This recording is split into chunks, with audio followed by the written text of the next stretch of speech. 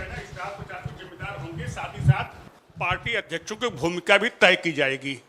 अब जब मोदी जी के मुंह से गलत शब्द निकल गए और नफरती बातें करने लगे तो अचानक उनको पार्टी अध्यक्ष याद आ गए चुनाव आयोग को। क्यों? प्रधानमंत्री तो अभी केयर टेकर प्राइम मिनिस्टर हैं, और न भी होते केयर टेकर, भले प्रधानमंत्री फुल फ्लेजेड प्राइम मिनिस्टर हो, नोटिस तो उनको भी देना है। नियम कानून के आगे प्रधानमंत्री क्या उनसे ऊपर हैं?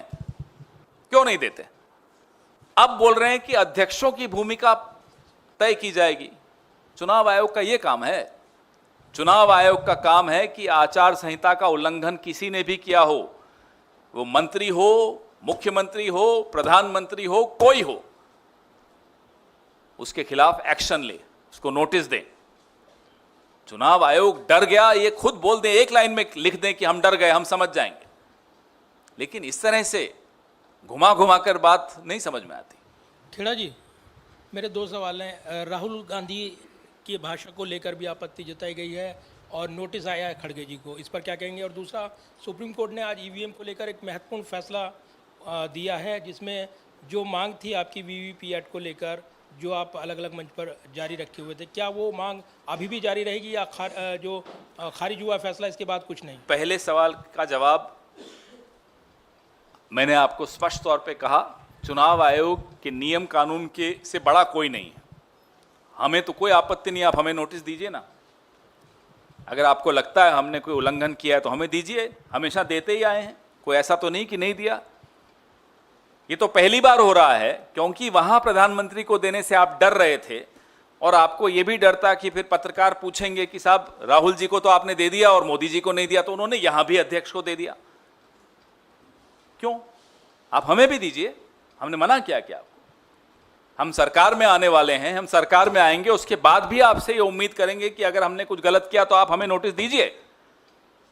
लेकिन अभी जिसकी सरकार है उसके सामने आपके मुंह और हाथ बंद क्यों हो जाता है? चुनाव आयोग का यह काम है कि डर के बैठ जाए, इसलिए बनाया उन्हें चुनाव आयोग।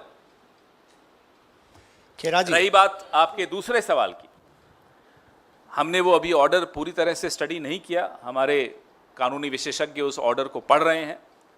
रही बात चुनावी प्रक्रिया की, तो चुनावी प्रक्रिया पर भरोसा इस देश के एक एक वोटर का स्थापित करना सरकार का, विपक्ष का, मीडिया का और चुनाव आयोग का कर्तव्य है। खेड़ा जी, फर्स्ट चुनाव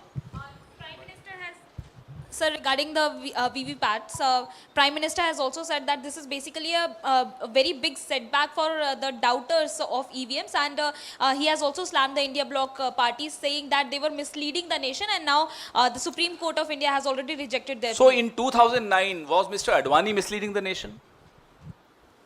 When he released the book of GVL Narasimha against EVMs, when Mr. Advani was championing the cause of leading a protest against EVMs, was he misleading the nation? The Prime Minister should do a basic homework. Instead of focusing on Nehru ji, he should start focusing on Advani ji. He will stop talking irresponsibly. Khera ji, first चरण के चुनाव के बाद अब की बार 400 पार का जो शोर था वो बंद हो गया है। अब जो है मंगलसूत्र, आखिर मंगलसूत्र छीन करके कांग्रेस पार्टी करेगी क्या? जमीन छीन के क्या करेगी? पूछिए ना उनसे जो मंगलसूत्र की बात कर रहे हैं। जब वो मंगलसूत्र की बात करते हैं तो आप सब हंस पड़ते हैं, तो मेरे को तो हंसी बाद में आती है, पहले तो आप लोग हंस रहे होते हैं। कोविड में जिन्होंने मंगलसूत्र छीना, नोटबंदी में जिन्होंने मंगलसूत्र छीना, वो मंगलसूत्र की जब बात करते हैं, और वो भी उस पार्टी से बात करते हैं जिन्होंने सब कुछ कुर्बान किया इस देश पर। इंदिरा जी का वो फोटो मैं देख रहा था, सोशल मीडिया पर कल आ रही थी, जब वो अपने गहने दे रही थी देश के लिए, आनंद भवन कुर्बान कर दिया, अपनी प्रॉपर्टीज दे दी। उनसे इस तरह की जब हल्की बात करते हैं तो लोगों को हंसी तो आती है। आप लोगों को आ रही है, मुझे भी आ रही है। आज से 10 साल पहले कहते तो चलिए ठीक है, लोग अलग मूड में थे, इनका हर झूठ चल जाता था। अब इनका झूठ नहीं चलता, फिर भी चलाए जा रहे हैं। तो हम तो कहते हैं जितना मोदी जी मुंह खोलते हैं हमारे वोट बढ़ा देते हैं, हम उन्हें धन्यवाद देते हैं। आप यूं ही भाषण देते रहिए और लोग जहां वोट देना है वो दे रहे हैं, हमें इसका लाभ हो रहा है। धन्यवाद। पवन जी, बीजेपी ने आज सुबह में एक वीडियो शेयर किया हुआ है 2009 के करीब का, जिसमें ex prime minister Manmohan Singh जो है वो कुछ बयान दे रहे हैं और उस पर बीजेपी का दावा है कि वो यही बात कह रहे हैं कि इस देश के संसाधनों पर जो मुसलमान हैं उनका पहला हक है। वो वीडियो की हकीकत आपके सामने कई बार आ चुकी है। आज मेरे वरिष्ठ सहयोगी जयराम रमेश जी ने उस पर पूरा एक लंबा सा स्टेटमेंट भी दिया है। फिर भी अगर भारतीय जनता पार्टी अपना झूठ चलाना चाहती तो चलाएं। हम तो कह रहे हैं जितना वो झूठ बोलेंगे हमें उतना फायदा है। हाँ, ये जरूर है कि इस देश के संसाधनों पर पहला हक मोदी जी के दोस्त का तो नहीं है। अगर वो ये सुनना चाहते थे तो हम बता देते हैं। कैंपेनिंग कर रहे थे और उन्होंने ये कहा कि शायद उनका पूर्व जन्म बंगाल में हो चुका है या फिर वो आने वाला जन्म बंगाल में लेने वाले हैं। अब बताइए इस पे आप क्या जवाब चाहते हैं मुझसे? एक ही वक्त में उस व्यक्ति ने मगरमच्छ से भी लड़ाई की, चाय भी का भी काम किया, हिमालय भी चले गए। एक वक्त में, एक ही कालांतर में उन्होंने ये सब कर दिया। इमरजेंसी से भी लड़े, बीए भी की, एमए भी की, सब कुछ उसी दौरान कर दिया। सलाम है साहब, उनको सलाम।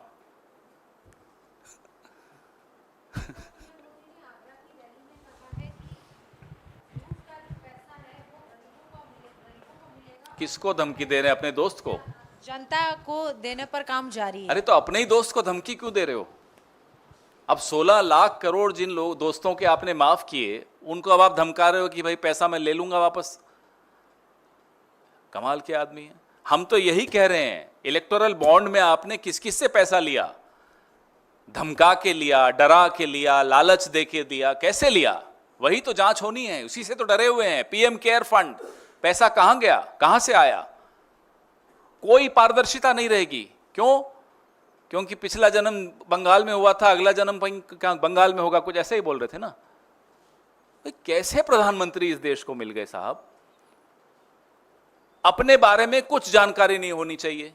हां, मगरमच्छ से लड़े वो मालूम होना चाहिए, लेकिन पीएम केयर फंड में चीन की कौन सी कंपनी का पैसा आया ये नहीं मालूम होना चाहिए। क्यों नहीं मालूम होना चाहिए? इलेक्टोरल बॉन्ड में किस किस कंपनी के दरवाजे पे ईडी गई और उससे फिर आपने हफ्ता वसूली की, ये नहीं मालूम होना चाहिए। क्यों नहीं मालूम होना चाहिए? तो प्रधानमंत्री जी आप निश्चिंत रहिए, 10 साल हो गए, अब हम पूरी जांच कराएंगे। किसने आपको कितना पैसा क्यों दिया, उसके बदले में आपने उसको क्या दिया, ये सब लोगों के सामने आएगा।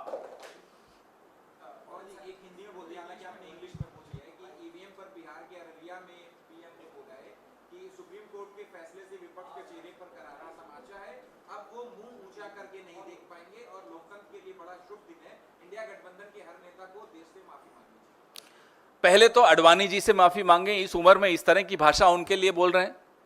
सबसे पहला विरोध ईवीएम का अडवाणी जी ने किया था, 2009 में किया था।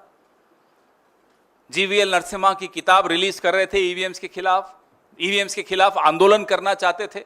आज मोदी जी उनके लिए इस तरह के अपशब्द बोल रहे हैं। अच्छी बात नहीं है ये। लोकतंत्र में सबकी भागीदारी होती है। एक वोटर भी अगर ईवीएम पे शक की दृष्टि से देखता है तो उस वोटर को आप तमाचा और इस शब्द नहीं इस्तेमाल कर सकते। उस वोटर का संशय दूर करना आपका फर्ज है। आप इस देश के प्रधानमंत्री हैं, भले 1 महीने के लिए और हैं।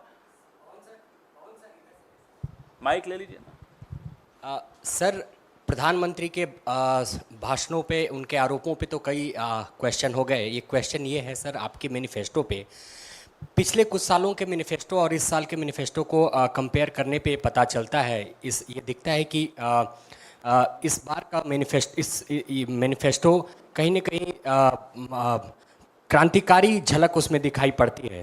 तो लोगों के मन में एक क्वेश्चन ये है सर कि नेहरूवियन सोशलिज्म को छोड़ क्या साम्यवादी रास्ते पर आगे बढ़ने के मूड में आप इसको कांग्रेस क्या है? नाम दे रहे हैं आप जानिए, मैंने पढ़ा है अच्छी तरह से। अगर न्याय की बात करना आपको गलत लगता है या आपके मोदी जी को गलत लगता है तो हमें तो मालूम है उन्हें गलत लगता है। 10 साल से जो अन्याय किया है उन्होंने, मध्यम वर्ग के साथ जो अन्याय किया, दलितों के साथ जो अन्याय किया, आदिवासियों के साथ जो अन्याय किया, महिलाओं के साथ अन्याय किया, नौजवानों के साथ अन्याय किया, किसानों के साथ अन्याय किया, और उनको न्याय दिलाने की बात तो हमारा संविधान कहता है। तो हमारा संविधान साम्यवादी है? ये क्या आप लोग थ्योरीज लेकर आते हैं क्योंकि कहीं मोदी जी कुछ बोल देते हैं आप लोगों को लगता है यही सच है? ये व्हाट्सएप की नर्सरी से बाहर निकलने का अब वक्त आ गया है। इस देश का नौजवान व्हाट्सएप की नर्सरी से बाहर आ चुका है। आप लोग भी बाहर आइए, अच्छा रहेगा। आज ही व्हाट्सएप ने हाईकोर्ट में कहा है कि अगर उनकी प्राइवेसी को सरकार कहती है कि प्राइवेसी खत्म करें तो वो देश छोड़ देंगे। मैंने वो स्टडी नहीं किया, देखा नहीं है, उस पर टिप्पणी अभी नहीं करूंगा। गैर जिम्मेदाराना टिप्पणी करने में अच्छा नहीं लगता, तो एक बार मैं स्टडी कर लूं क्या कहा, किसने क्या कहा और क्यों कहा, फिर उसके बाद इस पर बात करेंगे। माइक दीजिए। ईवीएम के मुद्दे पर आरोप लगाया है इंडिया गठबंधन पे कि इंडिया गठबंधन जनता के मन में जबरदस्ती संदेह पैदा कर रही है और ये पाप है। प्रधानमंत्री 2009 में जब अडवाणी जी कर रहे थे तब पुण्य था। जब भारतीय जनता पार्टी, अरुण जेटली जी, अडवाणी जी, सुषमा जी ईवीएम के खिलाफ बोलते थे तो पुण्य था। अब पाप हो गया। क्यों? भारतीय जनता पार्टी कहीं और से आई है, इस समाज से नहीं आई, इस देश से नहीं आई, इस लोकतंत्र में उसकी भागीदारी नहीं है। उनका भी उतना ही कर्तव्य है लोगों का संशय दूर करने का चुनावी प्रक्रिया पर से, जितना हमारा है, जितना चुनाव आयोग का है, जितना मीडिया का है। Sir, two questions. Sir, one is Rahul Gandhi today has given a statement. He has said that PM is so scared that in some days from now we will be able to see tears in the eyes of Prime Minister when he will be on stage. 100%. But BJP is saying that this is an insult to the Prime Minister. Why? What kind of a touch me not flower is he? कुछ कह दो प्रधानमंत्री बेइज्जत हो गए साहब। अरे क्यों इतने इनसिक्योर हो? Who are you? You are as normal a human being as were your predecessors, as will your successors be. In a democracy, to question the Prime Minister, to corner the Prime Minister, to make him answerable is our duty.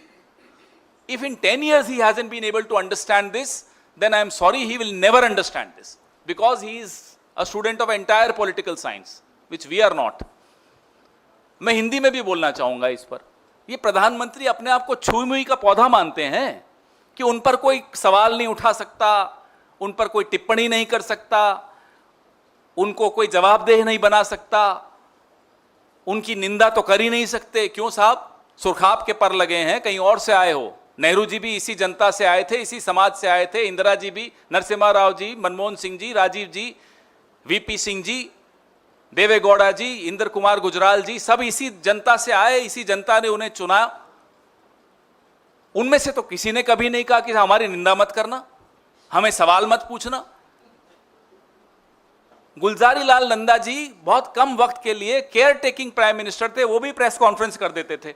साहब 10 साल से बैठे हैं छुई मुई की तरह, कोई सवाल नहीं पूछ सकता उनसे।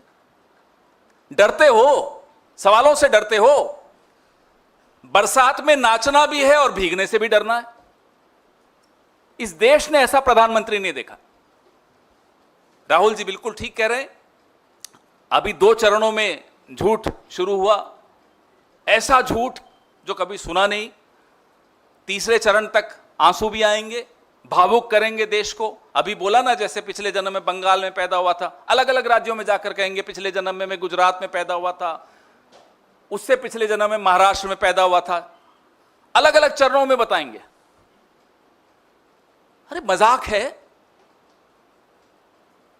मनोरंजन करिए, अच्छी बात है, हमें भी मुस्कुराना हंसना अच्छा लगता है, लेकिन देश का प्रधानमंत्री है, अपनी मर्यादा तो रखिए। अभी तो बहुत कुछ होगा अगले 5 चरणों में। आप लोगों ने कभी, हम लोगों ने कभी देखा नहीं ऐसा कुछ होगा। देखे जाइए, क्योंकि हार उन्हें दिख रही है। और जब प्रधानमंत्री मोदी जी को हार दिखती है, देखिए हम सब ने तो बहुत उतार चढ़ाव देखे। राहुल जी की तो उन्हें सदस्यता ले ली, घर से बाहर कर दिया, 50 घंटे ईडी के सामने, सब कुछ। और कांग्रेस पार्टी चुनाव कई बार हारी, कई बार जीती। हमने उतार चढ़ाव देखे हैं जिंदगी के। नरेंद्र मोदी जी ने कोई उतार चढ़ाव देखा हो पिछले 2002 से अब तक सत्ता में रहे? पहली पोस्ट मुख्यमंत्री की मिली।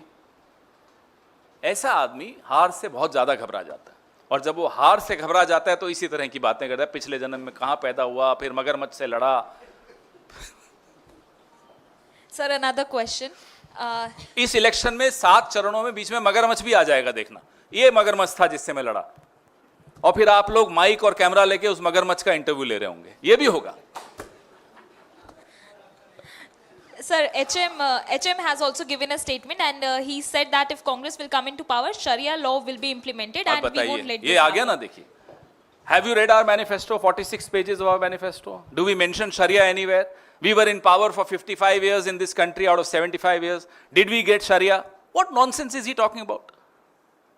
I mean, without thinking, without reading, this is Home Minister, you said, right? I don't know if he is also entire political science. I don't know. No. I thought he was educated. I thought he could read and write. So maybe Mr. Kharge should write another letter to Home Minister also, Saab, we'll give you our manifesto, read it. If we did not do the Sharia law, we did not bring the Sharia law in 55 years of being in power, are we mad that we'll talk about Sharia law now? Which world are they living in? If they are so obsessed with Pakistan and Afghanistan, please ask them to go and fight elections there. Why are they spoiling the narrative here? Here people are maturely talking about jobs. People are talking about employment. People are talking about price rise. People are talking about women's safety. These are the issues we are fighting our elections on. We are fighting our elections on justice. They are talking about, in the language of Pakistan, the obsession with Pakistan.